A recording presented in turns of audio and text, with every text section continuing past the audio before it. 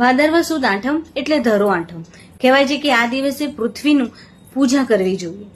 પૃથુ નામના એક રાજા હતા, જેમણે જમીન ખેડવા લાયક કરી તેની અંદર અનાજ ફળફળાદી ઉગાડ્યા અને તેથી તેમના નામ પરથી પૃથ્વી પડી. ઘણી વખત એવું કહેવાય છે કે પૃથ્વી ઉપર જ્યારે અસુરોનો ખૂબ ત્રાસ વધી જાય છે ત્યારે નારાયણ દેવ પોતે પૃથ્વીની રક્ષા કરવા માટે આવે છે.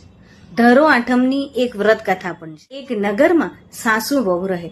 સાસુ થોડી કજિયાળી, દરેક વાતમાં વહુને ટોકે. એક દિવસ વહુને સાસુએ કીધું કે ચાલો આજે આઠમ છે, આપણે ઘાસ કાપવા જઈએ.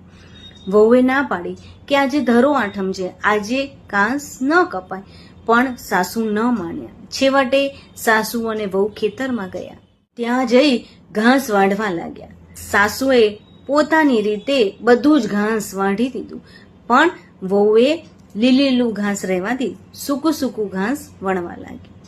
જ્યારે બંને જણા વણીને આવતા હતા ત્યારે રસ્તામાં કોઈએ કીધું કે તમારું ઘર ભડકે બળે છે.